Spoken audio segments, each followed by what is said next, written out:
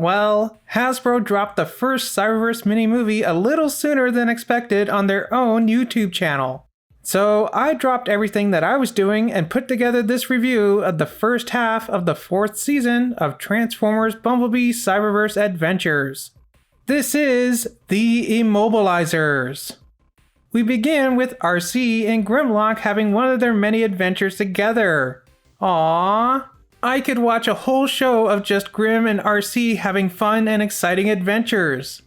Here we see them having just plundered the tomb of Nexus Prime. So does that technically make them grave robbers? Or are they more like Cybertronian Indiana Joneses? As you may know, Nexus Prime was one of the original 13, and is the ancestor of all combiners. As evident by RC and Grimlock recovering the Enigma of Combination from his crypt, which we previously saw in the Machinima web series Combiner Wars. So Grim and RC escaped the giant invisible chicken. I guess they made it invisible to save on character model creation. If I were a giant invisible avian, I would not use my future offspring as projectiles. Ah! Well, that happened. He slimed me. We then get a cool new intro featuring the Dinobots. At the celebration, I get flashbacks to the Loop episodes of Season 3, as we see crowds gathered, marching bands, and Rack and Ruin selling foam fingers. We then get a look at one of the stalls selling toy versions of the Singlehorn, which we also saw back in Season 3.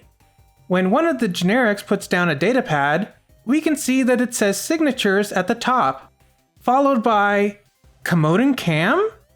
And then, oh my Primus. Oh my Primus. It's me. My name is on this list of signatures. I can't believe it. I'm in a Transformers show. And one of my favorite Transformers shows too, Cyberverse. Oh, thank you. Thank you to everyone at Boulder Media, Hasbro, eOne, everyone. Everyone who worked on Cyberverse. Everyone who watched my videos. Thank you all so much. You don't know how much this means to me to be mentioned and acknowledged by the franchise that I love. Again, thank you. Thank you, thank you, thank you, thank you. While I try to compose myself, I'll point out that there's a bunch of other YouTubers and Twitter people on this list too. Dragon Keeper 19600, Through Adams, who is actually misspelled Through Adams here, unless there's a Through Adams who does Transformers reviews that I'm not aware of, Jillian Jones, and that's just to name a few. And on the tablet beside it, it says, "Thanks for all the reviews. We love you guys." Aww, now I'm crying again. I love you too. Okay, I gotta try and move on. Otherwise, this video is just going to be me crying all day. So, in addition to the usual generic Autobots and Decepticons in the crowd, we also see Meteorfire and Cosmos. Aww, so cute. I'm glad to see them get another appearance outside their featured episode. I've been an Autobot since the beginning. Never thought I'd see the day. We're all gonna hang out together. Aww, Clobber is so cute. Also, I can't help but feel like this is what everyone else is going to say once it's completely safe to go to conventions again. Just like in the old days, without the fear of a deadly virus. So the two sides complete their bridge, and the Autobot and Decepticon symbols come together to form a contract?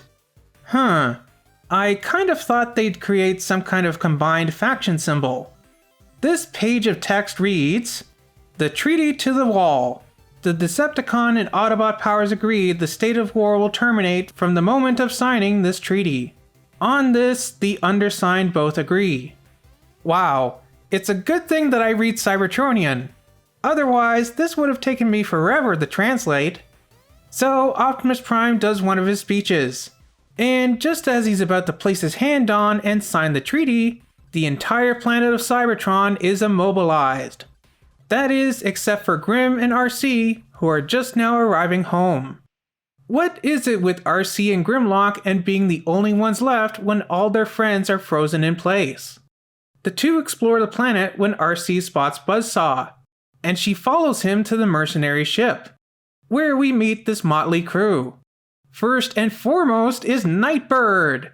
Yes, it's been over 35 years, but Nightbird is finally in a Transformers cartoon again. And this time she's actually a Transformer, not built by a famous human scientist. Optimus Prime, come quickly, it's Dr. Fujiyama, the famous scientist! I love her! I love that she's a repaint of RC. It seems to have become a bit of a trend that Nightbird is a repaint and remold of RC, with her Masterpiece toy and her Takara Legends toy both harkening back to her TF Con toy. Nightbird is so cool in this mini-movie. I love her.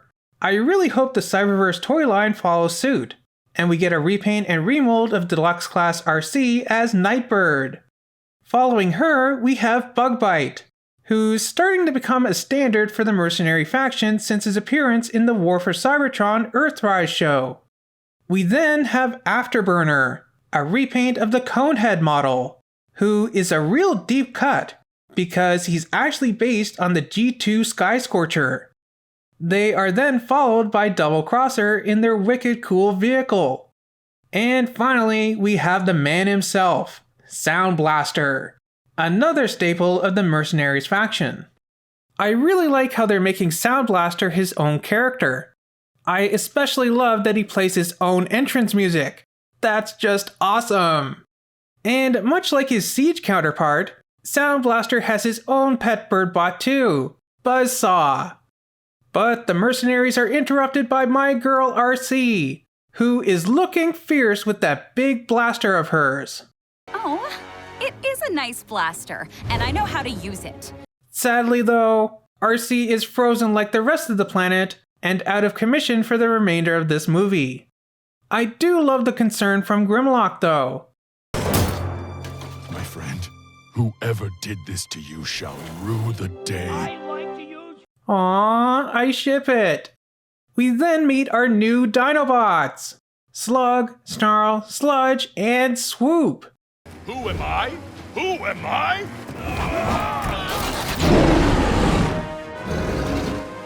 Me, Grimlock! Sadly, Sludge is not a girl like I predicted.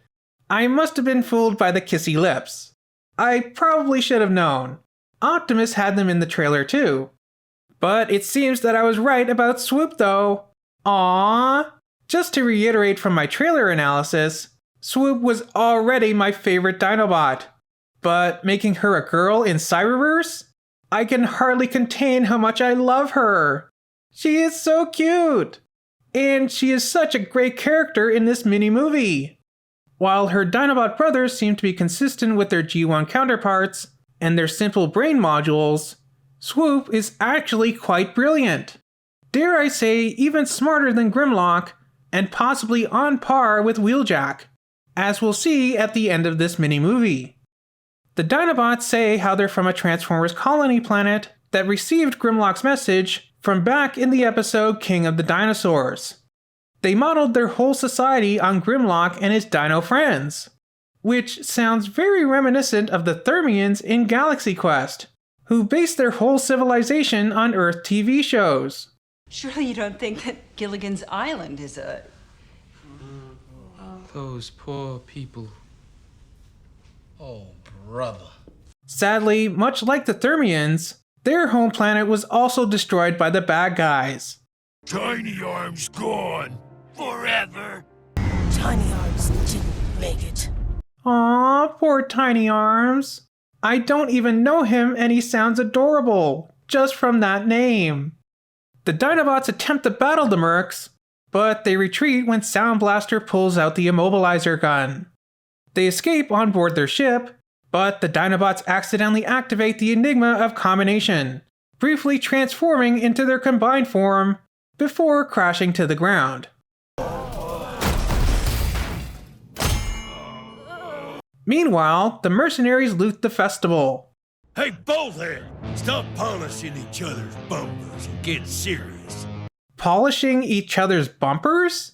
Are you allowed to say that in this show? So the Mercs have fun messing with the frozen Autobots and Decepticons, including strapping a rocket to poor Percy. To infinity and beyond! Nightbird steals Windblade's signature weapon. The legendary Stormfall sword. I feel like this is a nod to G1 Nightbird, who had her own energy sword. And Sound Blaster comes face to face with his blue counterpart. Back with the Dinobots, they research the enigma of combination. I can clear this up by checking my Wiki database. I love this!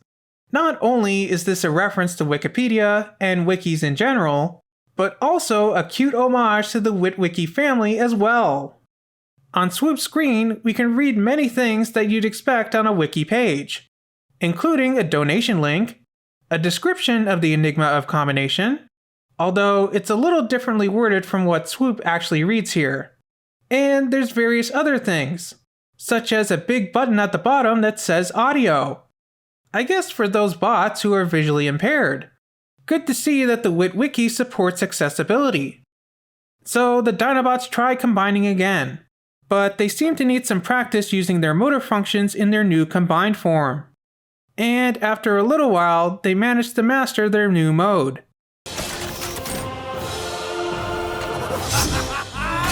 And we caught a cool sword! Did you see that sword? I wish it had been bigger. That is what she said. They finally let Swoop speak, and they get to work on their shield to block the Time Blaster. Back with the Mercenaries, old buddies Soundwave and Sound Blaster catch up. You remember? I remember you were annoying. Inferior. Obviously a nod to Soundwave's famous line in the '86 movie. Soundwave superior, Constructicons inferior. But then Sound Blaster rips open Soundwave's chest and steals his little boy Laserbeak. Oh no, how cruel! Poor baby birdie. We then get a flashback to the Decepticons partying at McAdam's bar. Ah, it's nice to see some of the old faces. Also, I guess Megatron really is dead, since we don't see him at all in this mini-movie, aside from this flashback. Soundwave and Sound Blaster have a music battle. And kind of like I mentioned in a previous review, I really wish these two were playing previous cartoon theme songs. I'm guessing Hasbro doesn't have the rights to reuse old theme songs in new cartoons? Sound Blaster then traps Soundwave in a prison of sound that will eventually rip him apart.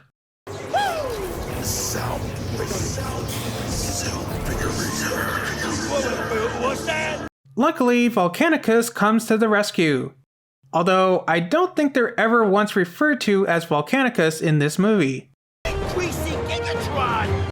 Gigatron is the original name of Megatron from Robots in Disguise, or Car Robots in Japan, as well as an alternate name for Overlord. Too bad Bugbite didn't say Gigastorm instead. That would have been pretty fitting considering who his boss is. And Double Crosser references Megatronus, the original name of the Fallen, and where Megatron got his name from. So Volcanicus battles the Mercenaries, looking super cool wielding their sword and shield. Okay, I really need a Volcanicus toy, like now. Volcanicus defeats the Mercenaries and does a Fortnite dance. I'm assuming this is a Fortnite dance. I haven't actually played much of Fortnite. But then the Dinobots meet the Mercenaries' boss, Trypticon. You know, I'm surprised Trypticon doesn't actually transform into their ship, because usually he can turn into some kind of ship. Instead, he just sits inside it like a chicken in an egg. I think of myself more as a firm yet fair employer who expects nothing less than dedicated employees who will always do their best. Okay, Trypticon is pretty great. Easily my favorite version of the character to date. Also, did anybody else get a little bit of a Beast Wars Megatron vibe from him? I kinda want to hear him say yes just once. So the Dinobots fight an even bigger dinosaur robot, Trypticon. cute. My legs! Got it right here, Sound Blaster! Or not! I do really like that Nightbird didn't just leave Sound Blaster there legless, looking like Bishop from Aliens. I mean, I'd be all for her taking over the Mercenaries herself, but I like the fact that she saved Sound Blaster even though she's a bad guy. Is it too soon to ship these two together? So, Volcanicus and Trypticon continue to fight. And Volcanicus finally reaches the Immobilizer gun and uses it to freeze Trypticon. And, like I mentioned earlier, they unimmobilize Wheeljack in order to help unimmobilize everyone else. Good thing we only needed one shot. Yeah, too bad you guys couldn't have held on to the Immobilizer. I have a feeling that would have come in handy pretty soon. So everyone's back to normal. Shadow Striker signs the peace treaty in Soundwave's absence. And Grimlock introduces his new friends to RC. Cybertron! Cybertron! Cybertron! Cybertron! Cybertron! You know, this really reminded me of the end of Animated.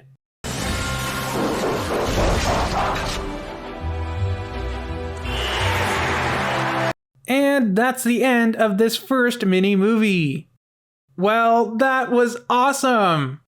I love the fact that we got more of Grimlock and RC adventuring together. Fantastic!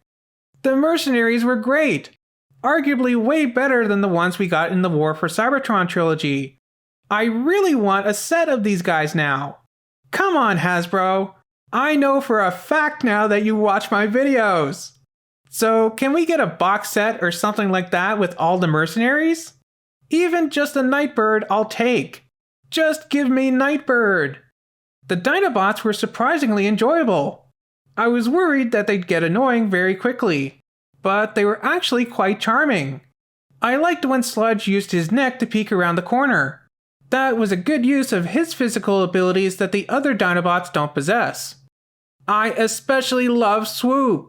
Aww, she is so cute and adorable! If there was one standout character in this mini-movie, it's her. I love her. I really want a good toy of her. I'd like collector's level toys of all the Cyberverse Dinobots, but especially her. And finally, I can't say thank you enough to everyone who worked on Cyberverse. Not only did you make an awesome cartoon, but you mentioned me in it. Again, I can't tell you how much this means to me. Now my headcanon is whirling, trying to think of an in-universe reason for this Easter egg. Does this make my OC officially canon now? Is she part of the Cyberverse universe? I can only hope so. This definitely means I need to commission a lot more art of my OC in the Cyberverse style. Wow, I am still in awe. First, they put me in the Shattered Glass comics, and now they name drop me in Cyberverse. Someone at Hasbro must really love me. Well, we've still got one more mini-movie to go. So be sure to let me know what you thought of this first part of Cyberverse Season 4 down in the comments. Remember to like, subscribe, and do all that other fun stuff. And I'll see you back here for the second, and presumably final part of Cyberverse Season 4, The Perfect Decepticon. So I'll see you back here soon for that.